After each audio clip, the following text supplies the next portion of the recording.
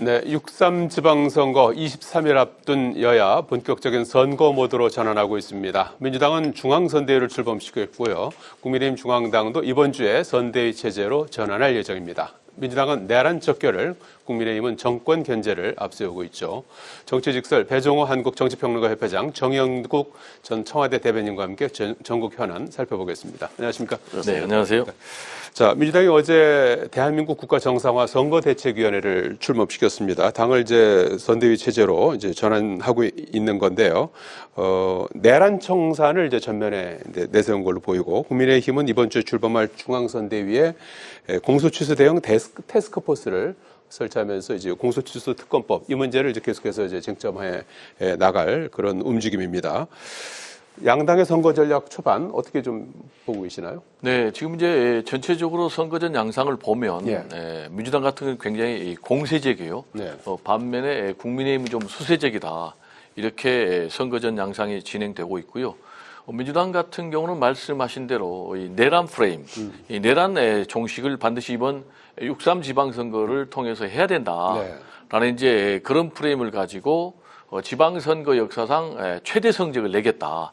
라면서 이제 국민의힘의 전통적인 텃밭, 영남까지 아주 공세적으로 지금 움직이고 있는 그런 모습을 보이고 있고, 반면에 국민의힘 같은 경우는 전체적으로 굉장히 수세적 아닙니까?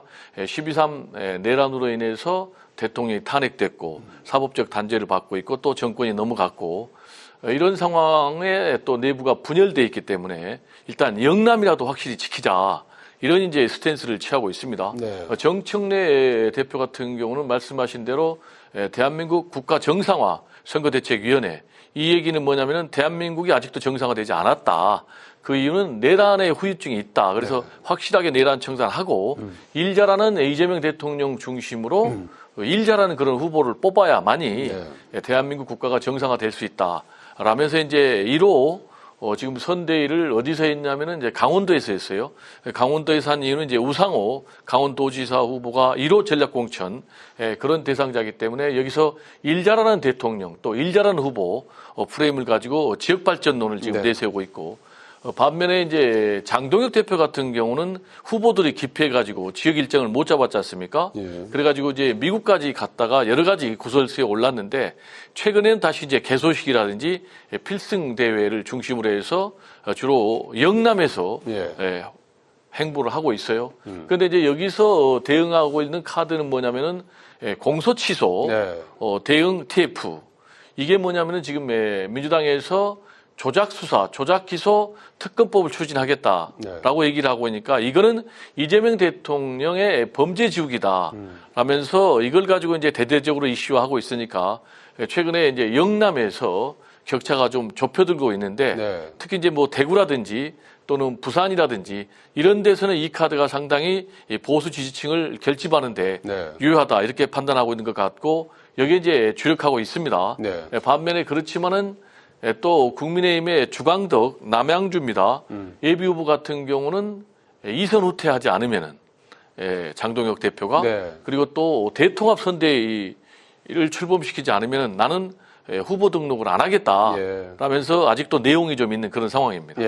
여당 같은 경우에는 이제 지금 내란 척결 그리고 지역 일꾼론 이걸로 이제 드라이브를 걸고 있는 상황이고, 야당에서는 지금 앞서도 언급했었습니다만 공소취소 대응 태스크포스 설치하면서 이 문제를 계속해서 부각하는 그런 움직임. 여야의 선거 전략 어떻게 보고 있습니까? 아마도 이번 선거는 지금 말씀하신 대로 내란 청산과 이제 공소취소 저지 이 두 이슈가 맞붙어서 이제 대응을 하게 되는 그런 선거가 될 것 같습니다. 지금 내란 청산 같은 경우는 사실 국민 누구나가 느끼고 있습니다만은 꾸준히 민주당에서 주장해왔던 부분이기 때문에 이제 거의 그 피로도가 극에 달했다고 보여지고요. 새로운 이슈가 등장한 것이 이제 이 공소취소 특검법 아니겠습니까? 뭐 조작기소 특검법입니다만은 저희들은 대통령 범죄 없애기 특검법이라고 그렇게 말을 해도 뭐 무방하다고 생각됩니다. 이 부분이 이제 본격화돼서 지금 국민의힘 후보들 같은 경우는 이제 다니면서 대통령이 본인의 범죄를 지우기 위해서 특검법을 만든다고 합니다. 아주 명쾌한 명쾌한 메시지를 전달하고 있단 말이죠. 그게 우리 국민의힘 후보들로 봤을 때는 가장 효과적인 네. 선거 전략이라고 보여집니다.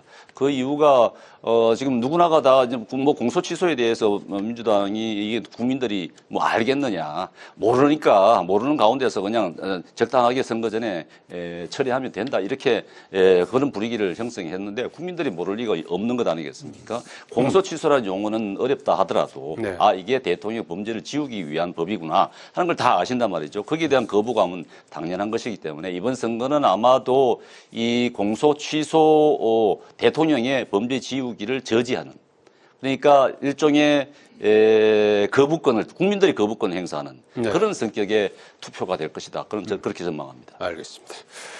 자, 그리고 재보궐선거 핵심 승부처 가운데 하나죠. 부산 북구갑에서는 어제 세 후보의 개소식이 나란히 있었습니다. 같은 날 있었는데요. 하중 후보는 정청래 당대표 등 뭐 지도부 참석하는 대신에 전재수 부산시장 후보가 참석해서 바통을 이렇게 넘겨주는 그런 좀 퍼포먼스를 하기도 했고, 박민식 후보 개소식에는 국민의힘 지도부가 총출동하다시피 했고요. 한동훈 후보는 친한계 의원들 참석을 이제 만류하는 대신에 지역 주민들과 함께 개소식을 한 부분이 이제 눈길을 끌었고요.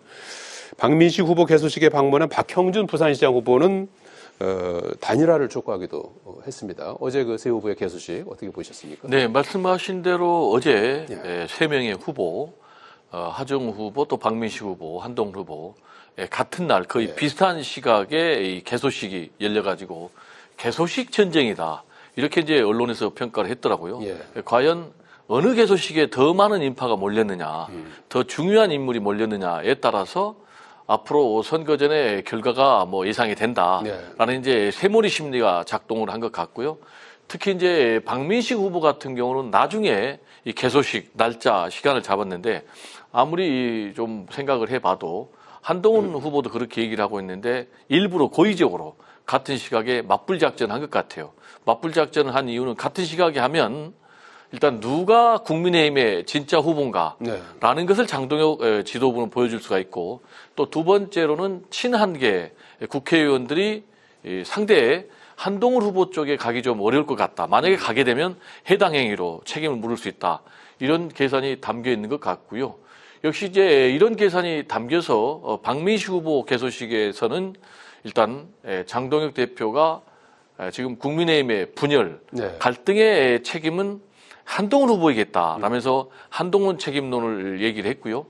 또 박민식 후보 같은 경우는 이제 공안검사 출신 또 고문 논란이 있는 정영근 전 의원을 뭐 후원회장으로 한동훈 후보 측에서 영입을 했지 않습니까? 그래서 여기에 대해서 이거는 구태보수다라면서 이제 저격을 좀 했고요. 반면에 이제 한동훈 후보 같은 경우는 충돌을 좀 피하는 그런 모습이 보였어요.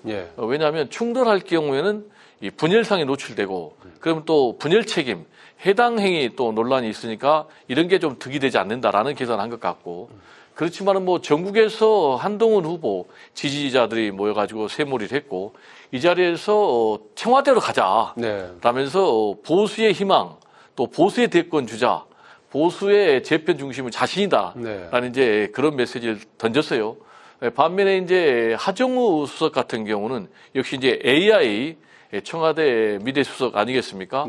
그래서 부산을 AI 선도적인 이제 실행도시로 만들겠다. 그래서 필요하다면은 대통령 비서실장 강훈식도 만나고 더 나아가서는 대통령하고도 담판을 짓겠다.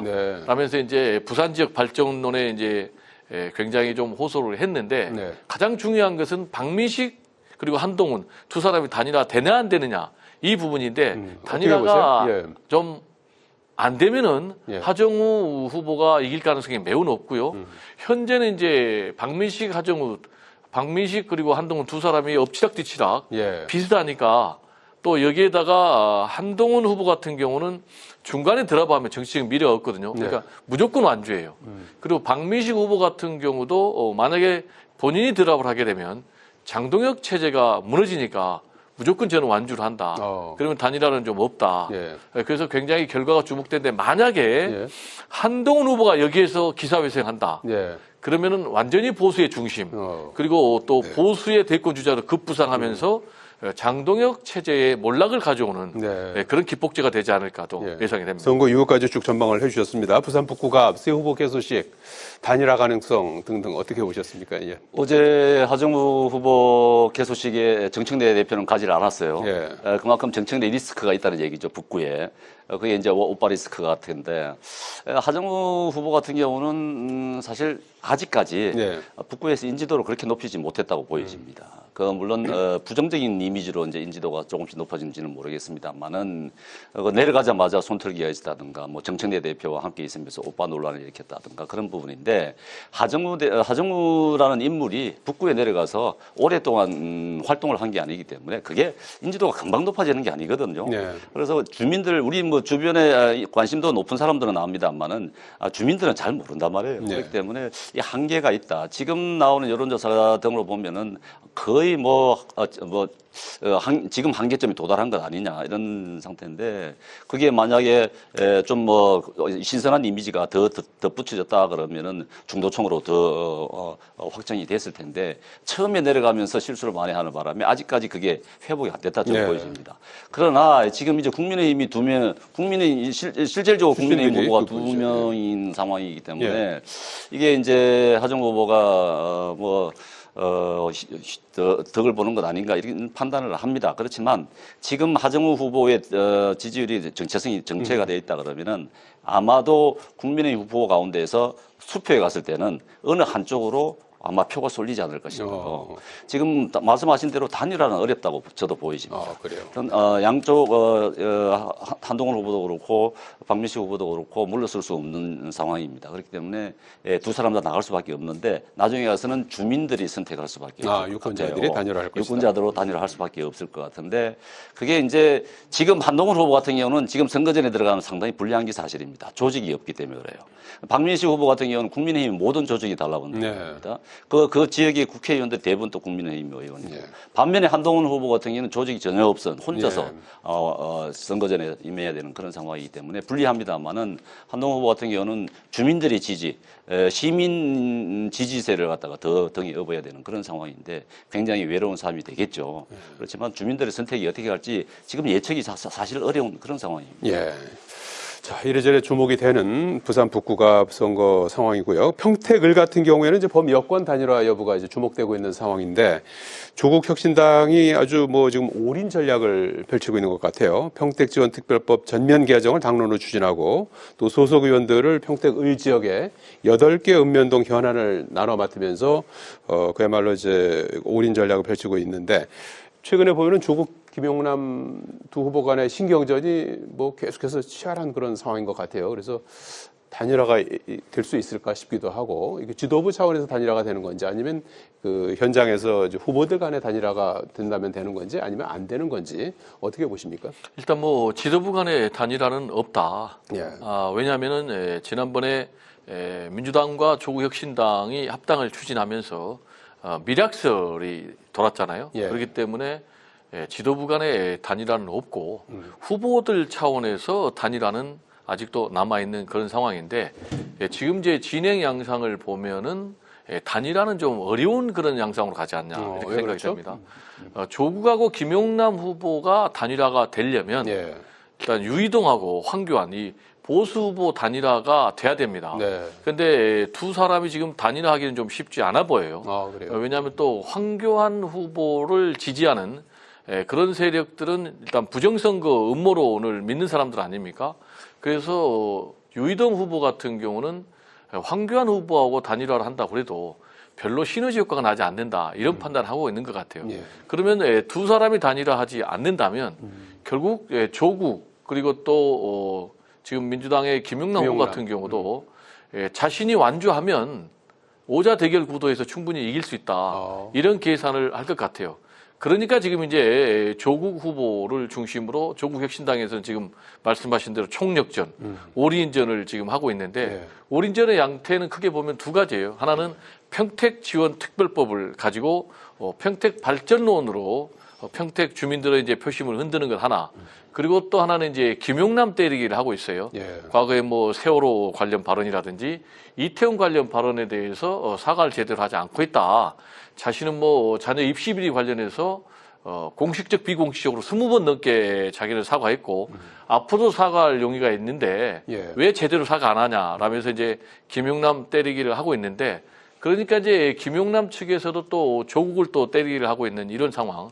그래서 지금 날이 서 있는 그런 건데 지금 보면은 민주당에서 좀 조국 혁신당처럼 총력전을 하지 않고 있는 것 같아요. 그래서 이 부분이 지금 민주당 내에서도 좀 내부 논란이 좀 있는데 민주당에서 김용남 후보를 민주당의 후보로 내세웠다면 당 지도부를 포함해서 당이 전당적으로 좀 총력 지원을 해야 되는 것 아닌가. 그런데 지금 이 부분이 좀 미약하다 보니까 뭐냐. 지금 김용남이 불쏘시개냐. 이런 또 내부 논란이 나오기 때문에 이런 내부 논란을 불식시키기 위해서라도 정청래 지도부는 김용남 후보에 대해서 더욱더 적극적으로 지원해야 되는 그런 상황이 아닌가 생각이 됩니다.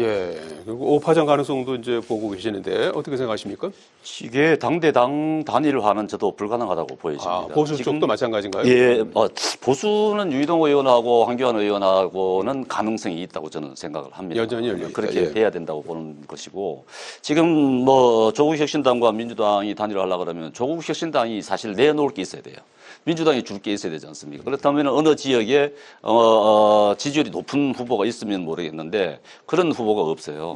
당초에 민주당과 진보당 간의 그런 단일화 논의가 있었단 말이에요. 왜냐하면 울산에 진보당이 좀 강세가 있습니다. 그렇기 때문에 울산에는 진보당이 포기를 하고 이게 이제 평택에는 민주당이 포기하는 그런 형태가 가능. 그런 구도였는데 조국 대표가 나오는 바람에 아무 의미가 없어져 버린 것이죠. 그렇기 때문에 조국 혁신당이나 민주당이나 진보당이나 지금 단일화의 여지가 지금 없는 상황입니다. 그렇기 때문에 세 명이 다 나올 수밖에 없는 그런 상황인 것 같고 오히려 저는 유이동 의원과 황교안 후보 간에 유이동 후보와 황교안 후보 간의 단일화가 아마도 저는 가능하지 않을까 싶어요. 왜냐하면은 지금도 유이동 의원은 그 지역에 오랫동안 의원을 했고 지지율이 굉장히 높은 그런 후보이기 때문에 황교안 후보만 조금 더 받쳐준다 그러면은 충분히 가능성이 있거든요. 그렇기 때문에 만약에 좌파 쪽에 표가 분산이 된다 그러면은 보수 쪽의 표는 결집을 할 수 있는 그래서 충분히 가능성이 열려 있는 그런 지금 지역이라고 보여집니다. 며칠 상관에 아마 그런 좀 움직임이 있다면 좀 가시적인 결과가 나올 수도 있지 않겠습니까? 그렇죠. 본격적인 선거전이 시작되면 또 되돌리기가 어려운 상황이라서 앞으로 단일화 여부여야 할 것 같아요. 이번 주가 아주 관전해야 될 우리가 대목인 것 같습니다. 자, 정부가 호르무즈 해협에서 발생한 HMM 나무호 화재에 대해서 조사 결과를 내놓았죠. 미상 비행체의 타격이다 이렇게 결론을 내렸습니다. 그래서 국회에서도 오늘 오후에 국방위가 소집이 될 것 같고요. 외통위는 이제 일정을 잡는 대로 관련된 논의를 이어간다는 갈 것으로 보이는데 국민의힘은 상위원장을 맡고 있는 외통위 국방위를 중심으로 해서 공세를 올리는 반면 민주당은 사실관계를 명확히 하고 현안 질의를 해야 된다 이제 이런 입장이거든요. 그래서 국회에서 좀 어떤 논의가 좀 이어진다고 보십니까? 네, 일단 저는 뭐 국익 중심으로 우리 국회가 좀 움직여줘야 된다라는 좀 말씀을 미리 전제를 하고 싶고요. 이 외교 또 그리고 안보에는 여야가 없잖아요.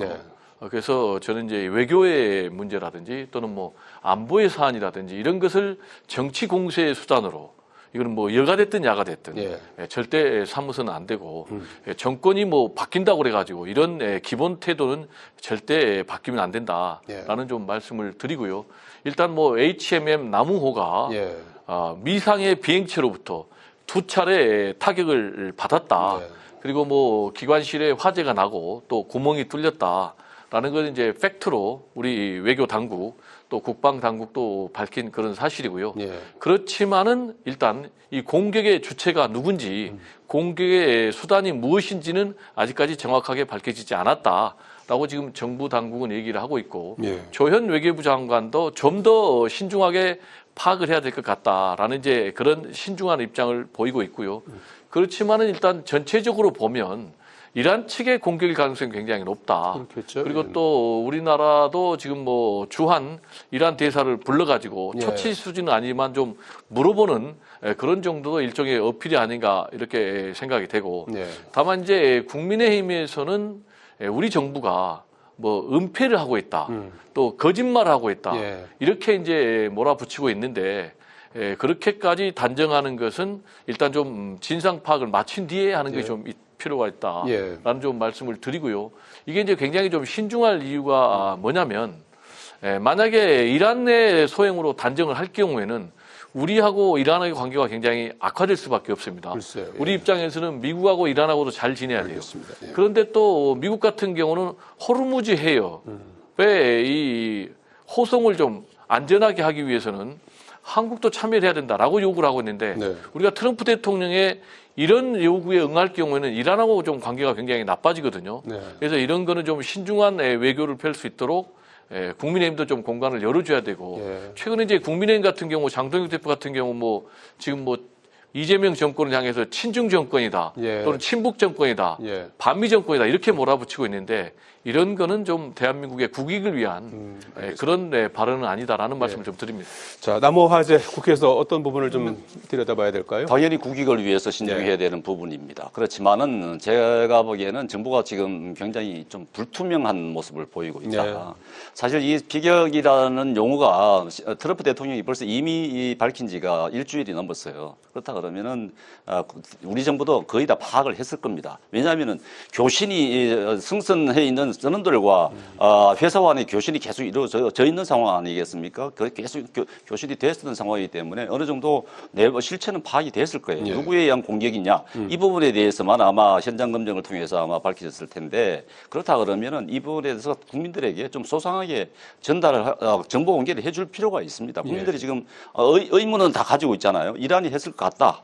그런데 뭐 벌써 뭐 내용 파악이 다 됐을 것 같다고 하는 생각이 있는데도 불구하고 정부에서는 아직까지 제대로 밝히지 않고 있는 부분입니다. 그렇기 때문에 이걸 어떻게 생각하냐면은 그 서해 공무원 피격 사건과 같은 그러한 조작이 있는 것 아니냐 하는 그런 불신을 사기가 쉽기 때문에 정부에서도 좀 이 국회를 열어가지고 국민들에게 소상하게 밝혀줄 의무가 있다. 오후부터 뭐 국방위 열리고 의통위도 아마 조만간 수집될 것 같은데요. 거기서 어떤 내용이 나오는지 같이 한번 지켜보도록 하겠습니다. 오늘 말씀 여기까지 듣겠습니다. 고맙습니다. 감사합니다.